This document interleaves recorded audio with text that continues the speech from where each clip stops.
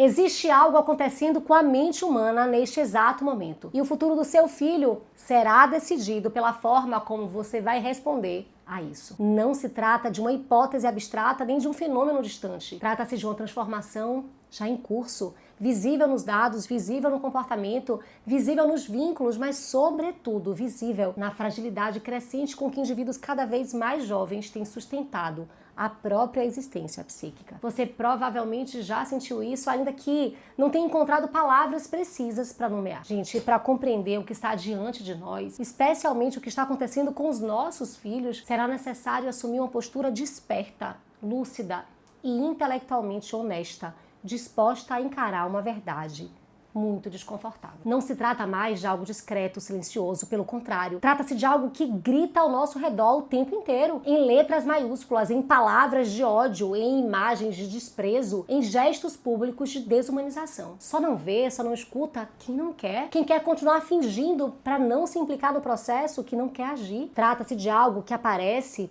nas estatísticas, no aumento alarmante do sofrimento psíquico, da ansiedade, da depressão, dos suicídios, dos crimes cibernéticos, mas aparece também no cotidiano mais banal, no olhar cansado ou de tédio de uma criança, na irritação difusa de um adolescente, na tristeza sem nome que tantos adultos carregam. Os adoecimentos psíquicos têm se agravado de forma consistente nas últimas décadas. Psiquiatras experientes, profissionais que dedicam as suas vidas à compreensão da mente humana, relatam algo inquietante. Eles não estão vendo fortalecimento, crescimento, melhora, estão vendo fragilidade crescente, estruturas emocionais mais vulneráveis, menor tolerância à frustração, menor capacidade de sustentar o sofrimento inerente à existência, mais ressentimento, mais vazio, mais desumanidade. No meu doutorado, gente, eu me deparo com isso todos os dias. E eu preciso alertar vocês, não se trata apenas de um problema biológico. Vamos parar de tentar diagnosticar as crianças nessa tentativa de nos livrar da culpa e da responsabilidade sobre o que está acontecendo. Esse é um problema civilizacional, cultural, social e relacional que tem deformado a mente, os sentimentos e as emoções. O que eu vou te dizer agora é muito urgente. Cientistas não têm mais esperança no que diz respeito à saúde mental. Deixa eu te pedir para se inscrever aqui no canal, gente, para curtir esse vídeo e me ajudar a levá-lo a outras famílias, porque apesar da constatação e desesperança da ciência, eu ainda vejo uma saída. E aqui eu vou te mostrar como isso pode acontecer. Bom, veja bem, vivemos em um mundo saturado de estímulos, saturado de imagens, saturado de julgamento. Um mundo onde as pessoas insultam umas às outras com nome e sobrenome expostos, onde humilham publicamente, onde agridem sem constrangimento. O ódio perdeu o pudor. Mas para compreender a profundidade desse fenômeno, é necessário reconhecer um aspecto fundamental da constituição psíquica humana. Então veja, o ser humano descobre quem ele é através do olhar do outro. A identidade não surge no isolamento, ela se forma no reflexo. É no modo como nós somos vistos, reconhecidos e respondidos que nós começamos a construir a experiência de existir. O outro funciona, portanto, como um espelho simbólico. É através dele que a criança aprende se ela é digna de amor, se ela é aceita, se ela é suficiente, né? É quando ela aprende o que é amar, o que é o outro, que aprende a se relacionar. E observe, esse espelho nunca foi neutro, mas ele sempre foi limitado, ele era restrito à família, à escola, ao pequeno círculo social que compunha o mundo imediato do sujeito. Pessoas que se importavam verdadeiramente com a formação daquela pessoinha e que faziam parte de uma rede que praticava os mesmos valores, os costumes, as condutas. Você está conseguindo me compreender? Só que hoje, gente, esse espelho se multiplicou de forma exponencial e talvez nunca tenha existido um espelho tão implacável quanto o feed digital. Pela primeira vez na história, crianças e adolescentes estão formando suas identidades diante de um fluxo contínuo, ininterrupto e global de imagens, opiniões, julgamentos e comparações. Um espaço onde o valor pessoal parece ser constantemente medido, exposto e recalculado em tempo real. Um espaço onde toda a maldade humana, toda a sombra está sendo exposta, compartilhada, sendo vistas como normal e aceitável. As pessoas passaram a julgar os corpos umas das outras sem pudor, julgam a aparência, julgam escolhas, julgam dores, exibem suas crenças não como expressão da verdade, mas como instrumento de ataque. As pessoas perderam o medo da retaliação, das punições. Parece que estamos vivendo em terra de ninguém, em terra sem lei. E isso é muito grave, mas há algo que para mim é muito mais grave. É a perda da empatia, a perda da dor de causar dor ao outro. É a perda da consciência de que o outro é humano, sabe? A gente tinha receio de falar coisas ruins a outra pessoa porque nos importávamos com os sentimentos do outro. Mas isso acabou. Cara, esses dias eu vi um vídeo que me chocou. Uma mulher lutando contra um câncer. Ela vai para uma cirurgia e volta 24 dias depois para casa, desejando um abraço da filha. E ela grava esse momento. Ela chega, a filha em prantos, abraça a mãe e um cachorrinho da família também chega eufórico para receber a sua tutora, dona, mãe, sei lá, como se queira chamar. Agora pasme. No comentário fixado, a mulher com câncer e com saudade da filha precisa se justificar para o público que estava atacando ela porque o cachorrinho não tinha sido tratado com o mesmo amor que a filha. Essa mulher que havia mostrado um momento de amor estava sofrendo ataques violentos porque não estava atendendo às necessidades de quem assistia.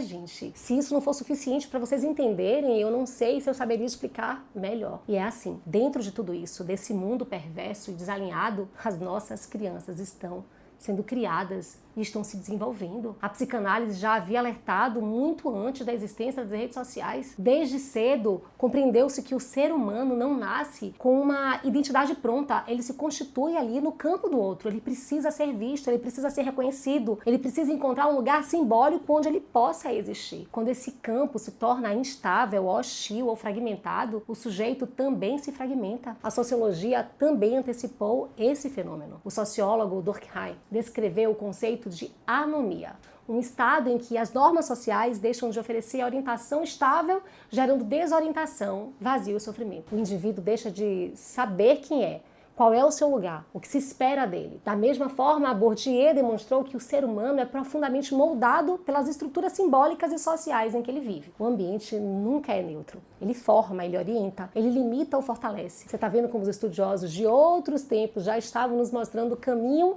que pode levar à salvação e à destruição da humanidade? Hoje nós vivemos em um ambiente que, ao mesmo tempo, expõe e abandona. Mostra tudo, mas não sustenta nada. Nunca fomos tão vistos e tão pouco reconhecidos. Nunca tivemos tantos espelhos e nunca estivemos tão perdidos sobre quem nós somos. Quando o mundo se torna um espelho distorcido, a identidade também se distorce. Isso é um dos maiores desafios civilizacionais do nosso tempo. E é por isso, gente, que compreender o que está acontecendo não é apenas um exercício intelectual, é uma responsabilidade. Porque aquilo que está em jogo não é apenas o bem-estar emocional dos nossos filhos, é a própria estrutura psíquica da próxima geração. Nesse ponto, torna-se inevitável retomar uma das análises mais contundentes sobre o destino das civilizações, a reflexão de Nietzsche acerca da decadência dos valores. Nietzsche observou que nenhuma cultura entra em colapso primeiramente em suas instituições externas. O colapso começa no interior do próprio homem. Ele se inicia quando os valores deixam de ser vividos como forças organizadoras da existência e passam a ser tratados como convenções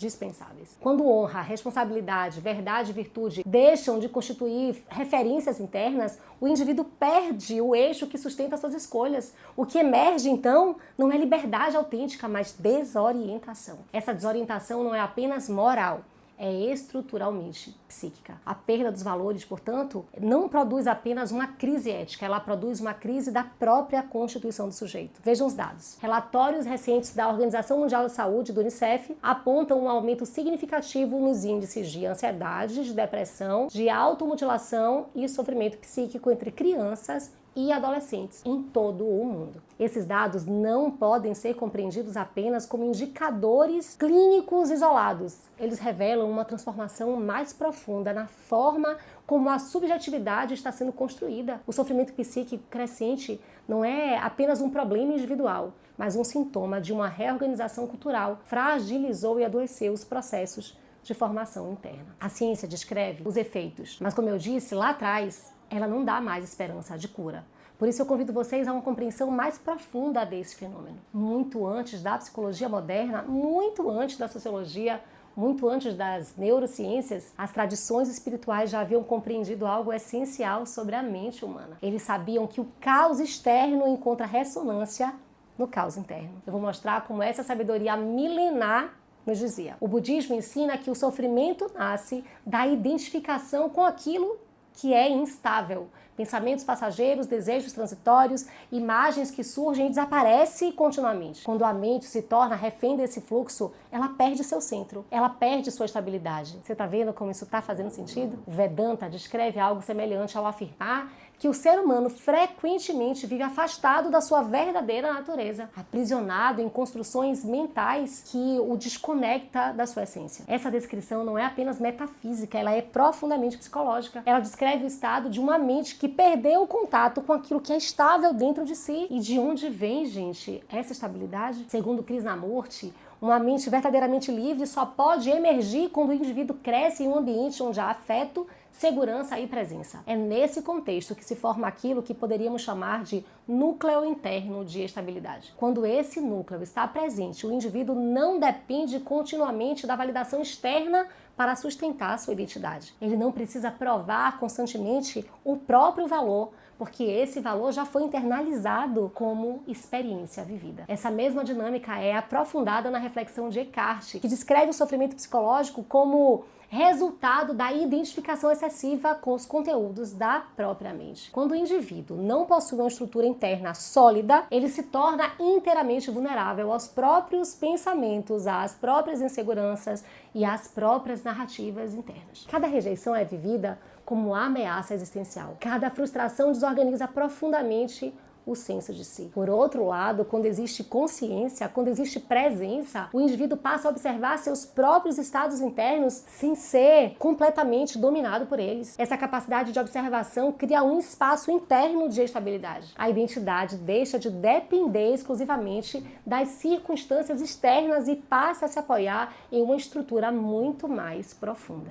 No entanto, essa estrutura não surge espontaneamente, ela é construída ao longo do desenvolvimento, especialmente nos primeiros vínculos da vida. É no contexto da família, gente, que a criança forma suas primeiras referências sobre si mesma, sobre o outro, sobre o mundo. É ali que ela aprende não apenas conceitualmente, mas experiencialmente o que é valor, o que é limite, respeito e pertencimento. Valores não são incorporados por instrução abstrata, mas por vivência relacional. Eles se tornam parte da estrutura psíquica quando são experimentados de forma consistente no vínculo com aqueles que exercem função formadora. É essa internalização que permite ao indivíduo manter estabilidade, mesmo em contextos externos instáveis. Assim, o que está em curso não é apenas uma transformação tecnológica ou social, mas uma transformação nas próprias condições de formação da subjetividade humana. A fragilização dos valores e dos vínculos não produz apenas mudanças comportamentais, ela altera os fundamentos da organização psíquica. Diante disso, gente, torna-se evidente que qualquer resposta efetiva a esse cenário não pode se limitar ao controle dos estímulos externos. A questão central é a reconstrução da estrutura interna. E essa reconstrução começa no resgate dos valores e das virtudes como experiências vividas, especialmente no interior da família, onde a identidade humana encontra seu primeiro e mais decisivo fundamento. E claro, eu preciso finalizar dizendo, o cristianismo vai ainda mais longe. Ele revela que existe no interior do homem um vazio que nenhuma disciplina, nenhum controle, nenhuma conquista são capazes de preencher. E é precisamente esse vazio que o torna vulnerável ao excesso, à violência, à desordem. Por isso, ele diz que é necessário permanecer nele.